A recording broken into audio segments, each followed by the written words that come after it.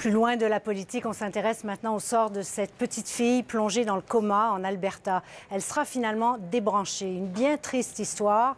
La Cour d'appel donne 24 heures aux parents qui sont accusés de l'avoir battue pour lui rendre une dernière visite. Et après quoi, Mathieu, l'hôpital pourra cesser de la maintenir en vie, c'est ça? Oui, c'est la fin d'une importante bataille judiciaire. La Cour d'appel de l'Alberta a donné raison à un jugement de vendredi que cette fillette doit mourir parce que c'est dans son meilleur intérêt. Alors, cette histoire remonte au mois de mai, quand des ambulanciers se présentent à la résidence familiale des deux parents. Ils trouvent là deux jumelles mal nourries et blessées. L'une d'elles s'en tire, mais l'autre, c'est celle dont on parle ici, qui a de nombreux dommages au cerveau, qui est maintenue en vie artificiellement présentement, avec aucune chance de survie. Et les parents dans cette histoire font face à des accusations d'agression et de négligence notamment. Ils sont derrière les barreaux, mais ils ont toujours maintenu qu'ils voulaient garder leur fille en vie. C'est eux qui en ont la garde. Ils ont toujours maintenu qu'ils voulaient la garder en vie pour des motifs religieux. Ils sont de confession musulmane. Mais beaucoup pensent qu'il y a peut-être un conflit d'intérêts. Pourquoi? Parce que si l'enfant meurt, il pourrait y avoir des accusations d'homicide de portée contre eux. Oui, donc ils avaient demandé un nouveau sursis pour s'adresser à la Cour suprême, mais cette fois, ça leur a été refusé. Oui, ça a été rejeté. Vous allez le voir sur les images. L'avocate de la mère, April Kellett, est sortie rapidement du palais de justice aujourd'hui parce qu'elle croit sérieusement qu'elle a des chances de convaincre la Cour suprême d'entendre leur cause. Mais pour les spécialistes du droit, ça ne fonctionnera pas. La décision sera maintenue, l'enfant va mourir, mais ça demeure tout de même une décision importante qui crée un précédent. I think it provides a little bit of clarity around the issue of religion, when religion should be considered in these decisions. And also, I think it just says that, look, sometimes it is in the best interest of an individual, be it a child or an adult, to let them die. Et rappelons, Céline, que cette histoire n'est pas terminée puisque les parents font encore face à des accusations d'agression et de négligence et peut-être bientôt d'homicide. Oui, très triste, comme je le disais. Merci beaucoup. Il n'y a pas de quoi, au revoir. Au revoir. Allô? Ça va aujourd'hui? Léo Parent et sa femme habitent à Fort McMurray depuis le début des années 80, une époque où ici tout était bien différent. Ils adorent toujours leur communauté, aiment y vivre, mais ils craignent les prochaines années. Certaines frustrations, oui, à cause de construction de plus de gens. Comme au début des années 2000, quand Fort McMurray n'a pas su répondre à la venue massive de travailleurs. Prenez son aéroport qui a été oublié pendant le boom. Encore aujourd'hui, son petit terminal déborde. Il accueille 3 fois plus de visiteurs que sa capacité prévue. C'est très difficile pour les passagers. Il faut qu'ils soient très patients. Mieux vaut tard que jamais, un nouveau terminal et une nouvelle piste d'atterrissage sont en construction. Ouverture prévue en 2014 avec l'intention de faire de cet aéroport régional un aéroport international. Absolument essentiel que l'aéroport de Fort McMurray crée une nouvelle expérience pour les passagers.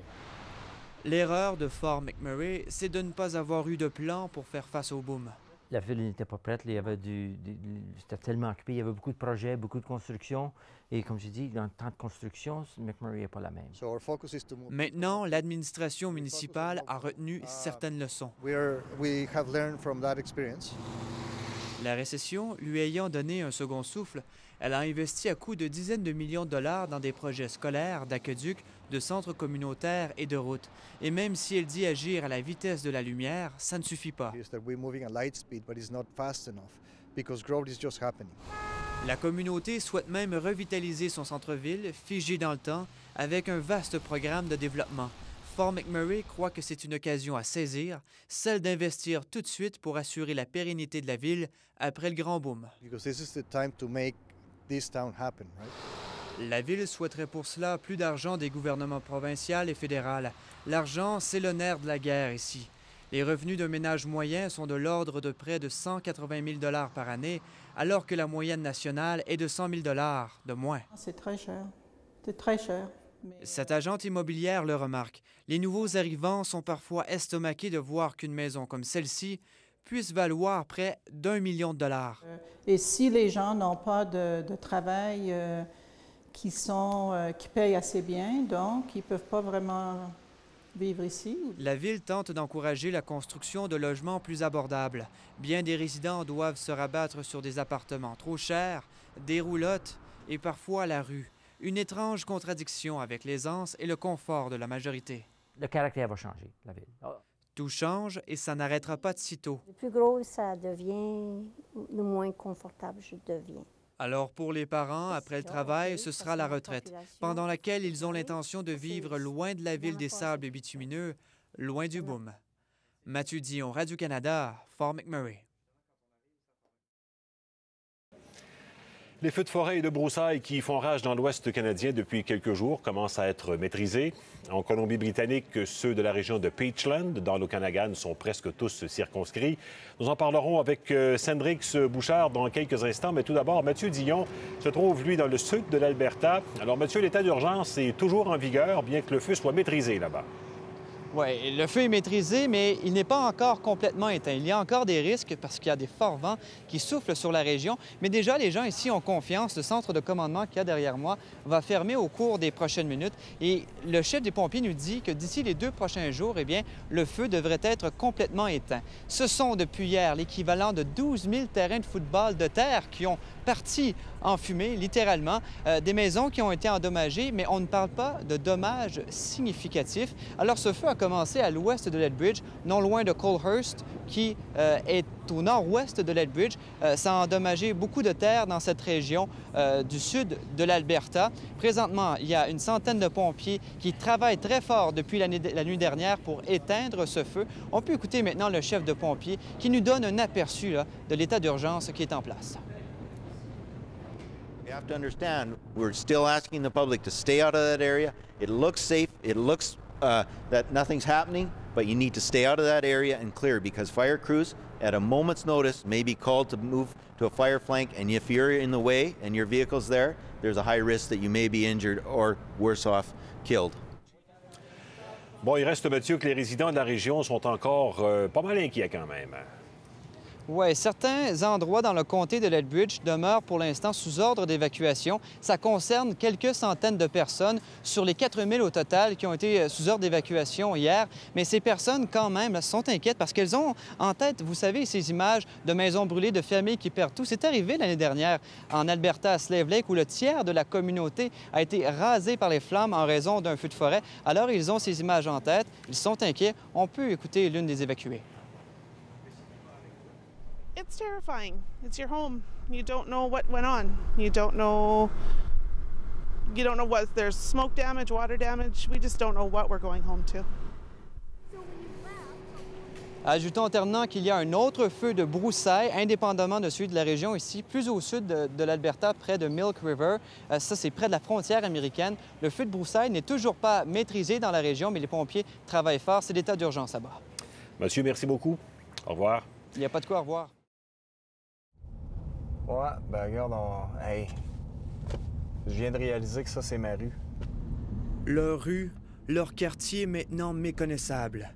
Carl Meunier et sa famille reviennent à Slave Lake pour la première fois depuis l'incendie. Le constat est désolant, les souvenirs disparus. Ça, c'est ma maison. Je vois des affaires qui m'appartiennent, puis tu sais, c'est vraiment parti en flammes, là. Ma femme, elle veut même pas voir, là, vraiment. Fait que... Là, c'est encore pire, là. On sait, là, qu'on n'a plus rien, là. Les Meuniers n'avaient pas d'assurance. Les cendres, c'est tout ce qu'il reste. Le feu est arrivé en arrière, là-bas. C'est de la terreur. C'est de la terreur à l'état pur, là. Surtout quand t'as une petite famille, t'es dans ton auto, puis là, tu décides, bon, mais gars, on laisse tout en arrière, là, tu sais. Je me sens pas bien en dedans, là, pantoute, là. Ouais, c'est vraiment le temps de passer à autre chose. C'est un deuil, comme tu dis, là. Le moment est venu de quitter et de ne plus regarder en arrière. Repartir à zéro, comme je dis, c'est un gros step. Fait que Malgré un sombre printemps, Carl est parvenu à terminer ses études pour devenir ambulancier. Et en moins d'1 mois, Carl s'est trouvé un appartement à Edmonton où il recommence sa vie avec sa famille. En moins d'1 mois, il a pu se trouver quelques meubles à rabais. You want a smile? No smile for the camera. Mais ses enfants n'ont toujours pas de lit. Les dons font alors toute la différence. Ces bénévoles de la Croix-Rouge à Slave Lake s'apprêtent à lui annoncer l'impensable. Ils vont payer Ils vont payer des lits pour mes enfants. Fait que ça va vraiment aider, là. Ouais. Thank you very much. You're very welcome. I really do appreciate that. Thank you. Thank you all for your time. Ah, let's go. OK, that's awesome. Mathieu Dion, Radio-Canada, Slave Lake.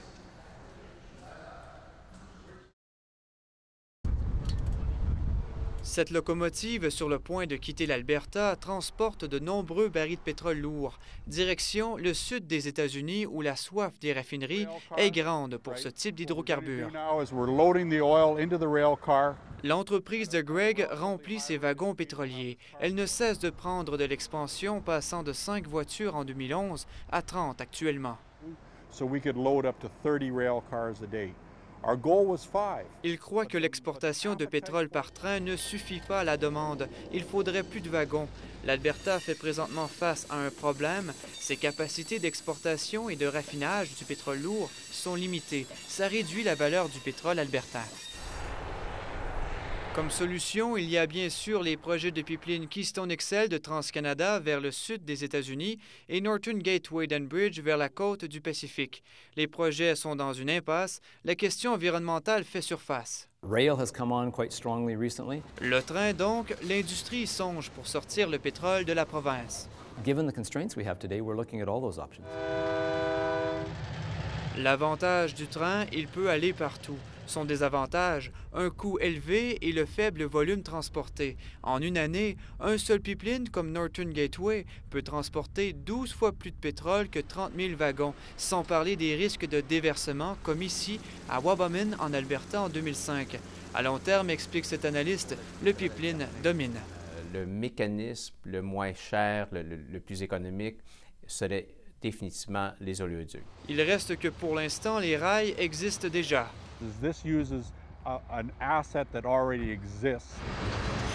Alors le train ne représente qu'une partie de la solution, mais il est clair que plus de pétrole se trouvera sur les rails du pays au cours des prochaines années. En 2011, le CN a transporté 5000 wagons de pétrole. Cette année, l'entreprise ferroviaire espère augmenter ce nombre à 30 000. Mathieu Dion, Radio-Canada, Calgary. Depuis quelques semaines à Calgary, 150 petites voitures comme celle-ci sont apparues au centre-ville. Elles font partie d'un programme de partage d'auto. Les gens peuvent s'abonner au coût de 35 $. Ça coûte ensuite 35 sous la minute pour l'utiliser, stationnement et essence inclus. Les abonnés obtiennent une carte comme celle-ci pour lancer la période de location en présentant la carte juste ici devant le véhicule. Ensuite, ils peuvent se mouvoir comme bon leur semble à Calgary. Il faut seulement rapporter la voiture dans une zone limitée. Pour repérer une voiture maintenant dans le centre-ville, il y a des applications pour les téléphones intelligents. Également, c'est possible sur Internet. Des centaines de personnes sont abonnées à ce système à Calgary. L'un d'eux, c'est l'urbaniste Brian Romaneski. Brian, est-ce que ça vous a surpris de voir un tel système à Calgary? Non, pas du tout. Calgary, c'est une ville très jeune. C'est une ville d'entrepreneurs et d'innovateurs. Donc, je pense que Car2Go va avoir beaucoup de succès ici. Et au quotidien, quels sont les bons côtés pratiques de cette voiture pour vous? C'est la simplicité.